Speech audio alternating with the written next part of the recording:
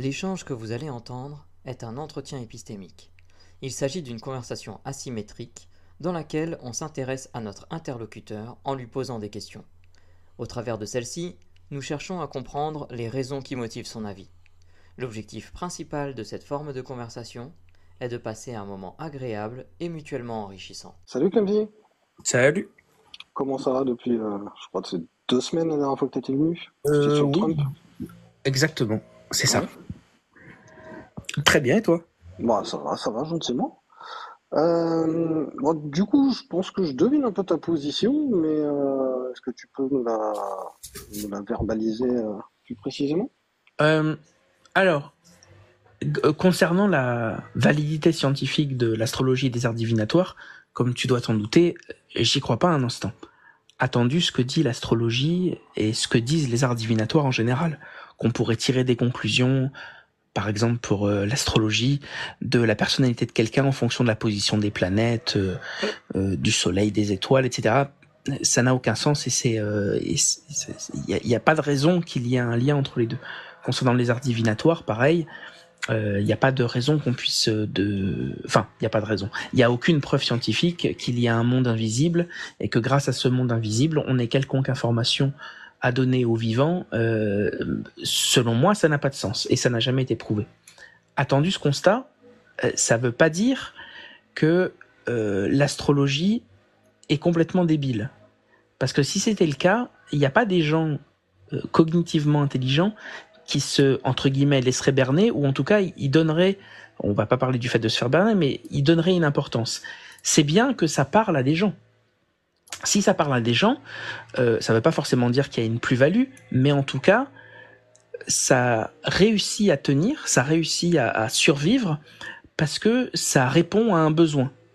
Et moi, j'aurais voulu parler, non pas du fait que les arts divinatoires ou l'astrologie sont vrais et qu'il y a une réalité derrière. Selon moi, il n'y en a absolument aucune. Et selon la science et selon ce qu'on a testé, ça n'en a aucune. En revanche, ça ne veut pas dire qu'il n'y a pas d'intérêt pour l'être humain à ce que ça ait un intérêt pour eux.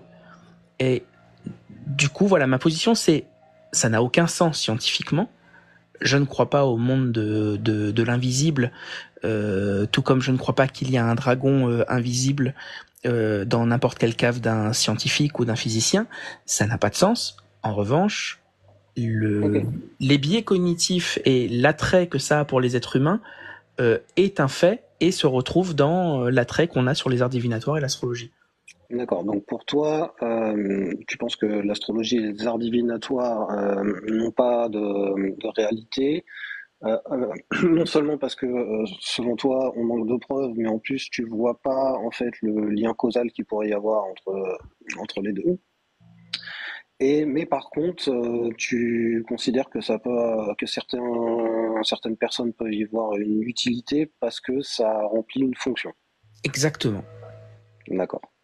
Euh, du coup, on peut peut-être partir sur la deuxième, le fait que ça puisse avoir quand même un intérêt pour les gens. Oui. Ouais, ça te va? Ok. Du coup, ce serait quoi un peu plus précisément l'intérêt que ça peut avoir pour les gens? Bon, déjà, la vie est complexe. Il est rare de se lever le matin, de regarder à l'extérieur et de comprendre 100% de ce qu'on regarde. Et 100% des événements qui y se passent. Et 100% des événements aléatoires de notre famille ou de la vie. Il y a un inconfort structurel dans l'incertitude. On ne comprend pas forcément pourquoi on a perdu son job ou réussi son job. On ne comprend pas forcément pourquoi son cousin a eu un accident de voiture ou pourquoi notre femme nous a quittés ou a accepté de nous prendre en mariage.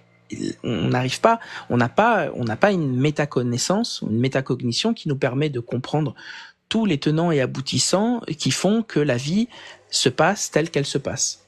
Donc l'incertitude, la méconnaissance, c'est particulièrement désagréable à vivre.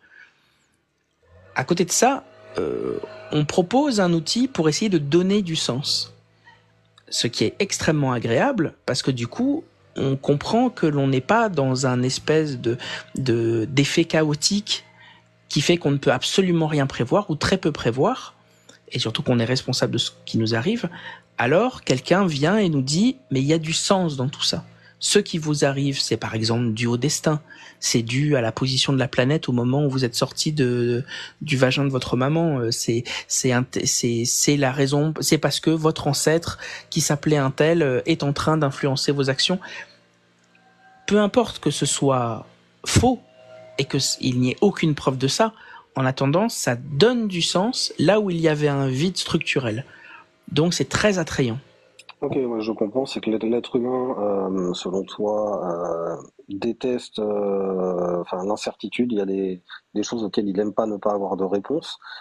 Et l'astrologie permet du coup d'apporter des réponses un semblant de réponse à ces gens-là sur pas mal de ces questions. Du coup. Exactement. Et en plus, comme tu le dis, des semblants de réponses, et en plus des réponses simples. Alors, elles sont pas simples parce qu'elles viennent de fantômes ou qu'elles viennent de positions de planètes, mais en réalité elles sont extrêmement simples puisqu'elles sont simples à comprendre. C'est parce que Mars, c'est parce que la Lune est à tel endroit que t'as des allergies au pollen. C'est parce que ton grand-père est mort pendant la Seconde Guerre mondiale qui te crée des problèmes avec ta famille. Du coup, c'est non seulement des réponses, mais en plus des réponses simples et qui sont en plus impossibles à tester. Donc, c'est du domaine de la croyance, profondément. Et à ce moment-là, plus tu crois dans ton divinateur, plus tu penses qu'il a raison. Moins tu y crois, plus tu vois la réalité et plus tu te rends compte qu'il a tort. Ou qu'en tout cas, ses prévisions ne sont pas plus efficaces que le hasard absolu. C'est pas qu'il a toujours tort. C'est que les fois où il a raison ne sont pas plus influencées par son art que le hasard en général. C'est pour ça que les tests en double aveugle, les DOI, montrent que quand on demande à des spécialistes de faire les thèmes astro des gens, on le sait depuis le DOI de 1985, leurs résultats ne sont pas plus efficaces que le hasard. Ça ne veut pas dire qu'ils n'ont pas de résultats, c'est juste que leurs résultats, peu importe leur qualité, ils n'ont jamais plus d'efficacité que le hasard pur. Donc, voilà. J'ai bien compris. Et du coup, toi, le fait que les gens, que certaines personnes croient en ça, tu attribues ça à la capacité qu'a l'astrologie à répondre à certaines énigmes. Exactement. Avant, on pensait que Zeus était celui qui envoyait ces éclairs qu'on ne comprenait pas. C'est l'équivalent de Zeus et les éclairs. On donne des réponses simples à des sujets désagréables. Et l'effet Barnum fait très bien son travail avec les arts divinatoires et par exemple l'astrologie qui est un sous-ensemble des arts divinatoires. Et quelles seraient les autres raisons qui pourraient amener des gens à croire à l'astrologie? Les influences culturelles et sociales. Si tu grandis dans un milieu social où les arts divinatoires sont valorisés, comme par exemple dans le Gers où on pense que les rebouteux, les astrologues ont un intérêt, ça rentre dans les normes sociales et dans tes cercles, les arts divinatoires sont valorisés, ergo tu crois dans les arts divinatoires, tout comme il est très étonnant que quelqu'un qui naît dans une famille musulmane ou catholique devient musulman ou catholique, c'est uniquement son centre, son cercle structurel, culturel et social qui l'ont rendu comme ça. Donc, une des raisons qui font que tu peux être attiré par ça est tout simplement parce que c'est dans ton environnement culturel et social. D'accord, la culture est une deuxième explication valide. Qu'est-ce qui te fait placer la première explication devant cette deuxième? C'est-à-dire, qu'est-ce qui me fait placer la... Le recherche de sens de l'incertitude est plus importante que l'influence culturelle? Ouais, c'est spontanément ce que tu as donné comme explication au fait parce que je pense que la recherche de sens est encore plus profonde chez l'être humain en général que l'influence culturelle et sociale. Je pense que la recherche de sens, tu la ressens dès que tu es tout petit, comprendre à quoi servent tes mains. C'est d'ailleurs un des premiers signes que le bébé comprend qu'il est différent de sa maman, qu'il est un autre être que sa maman.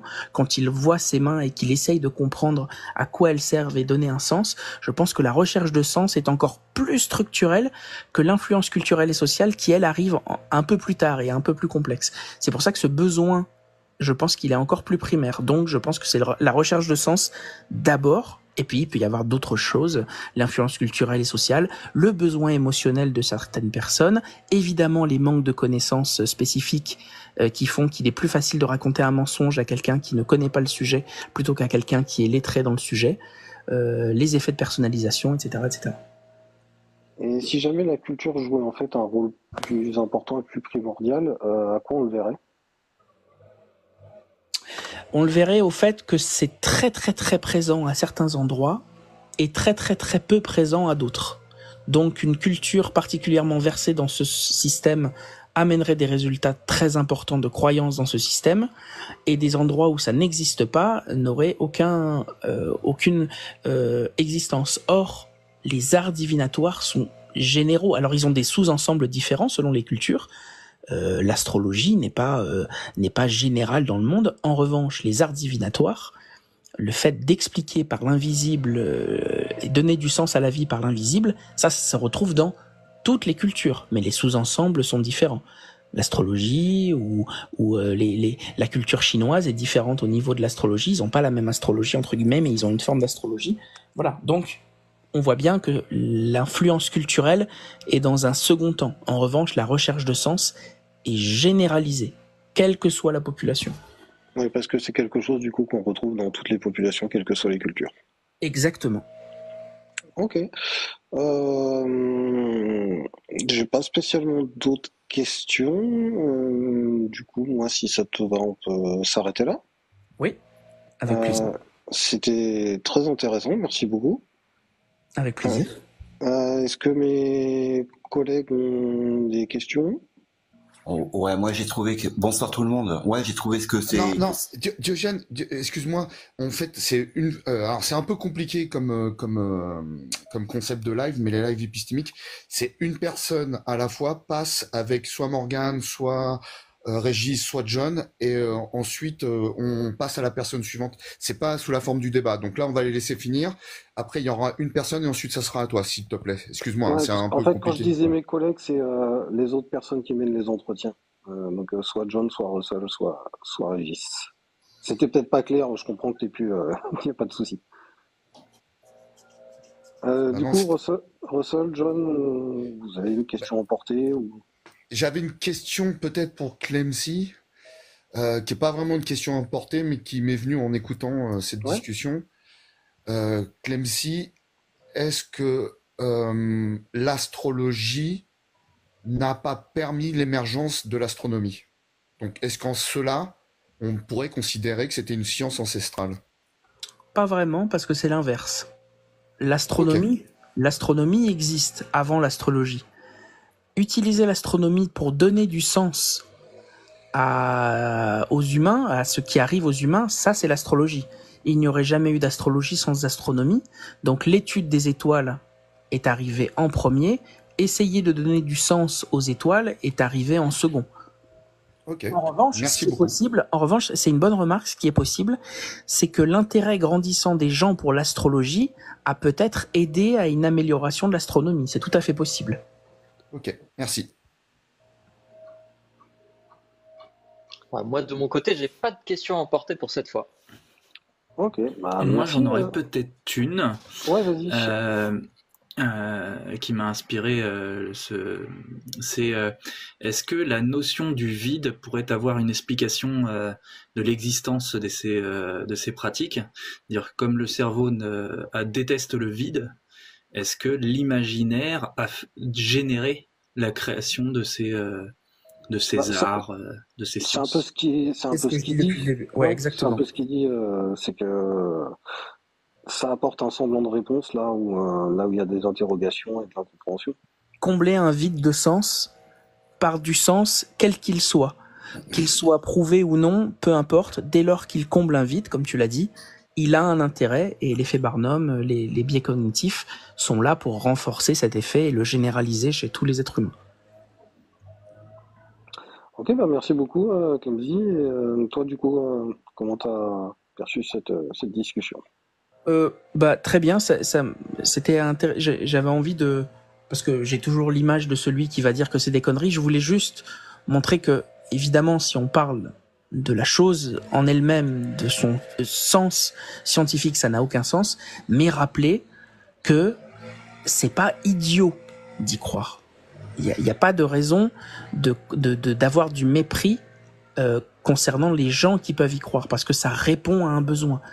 Peu importe que ce soit vrai ou pas, la croyance est la croyance et elle s'exprime sous bien des effets. Et donc, il faut avoir l'humilité, comme vous le faites souvent avec les entretiens épistémiques, de comprendre pourquoi les gens croient ce qu'ils croient. Je trouve que c'était vraiment un sujet qui allait dans le sens du live épistémique, parce qu'on essaye de comprendre pourquoi les gens croient ce qu'ils croient, et encore plus quand ils croient à quelque chose qui n'a aucun sens pour nous.